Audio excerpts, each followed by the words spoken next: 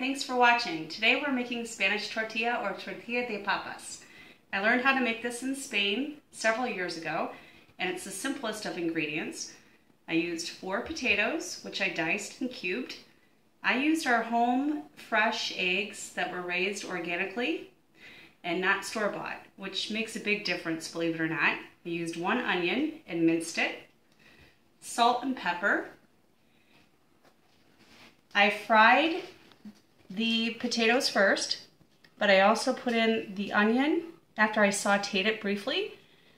And now I've put in the cooked potatoes, as you can see, and they're soaking up all that egg mixture. I'll be right back. So as you can see, you can use a regular pan to saute your potatoes, but we happen to have a deep fat fryer. So I did a flash fry on it, but notice the coloring is not super dark because we're going to end up flipping it in the pan with olive oil. But the longer you let this soak, even though this may not look appetizing to the eye, it's pretty much, I guess, what you would call an American version of an omelet, although so much better. It's so much healthier for you than actually going out and eating at a fast food restaurant. 2.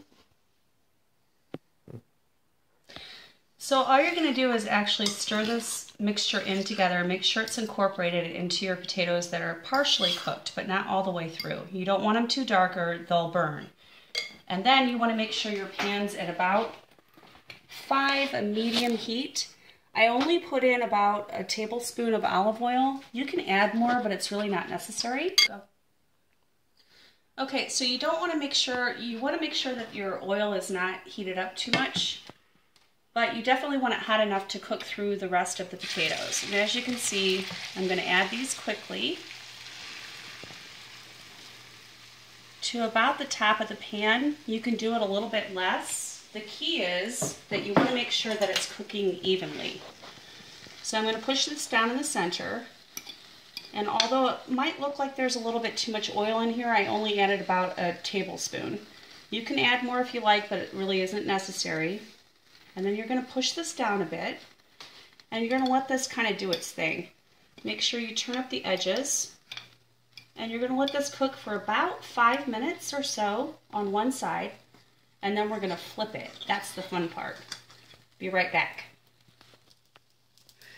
Okay, so normally you'd have a better tortilla pan if you were living in Spain. This is what we're working with tonight. It's going to be a bit of a thicker tortilla, but I'm getting ready to flip it.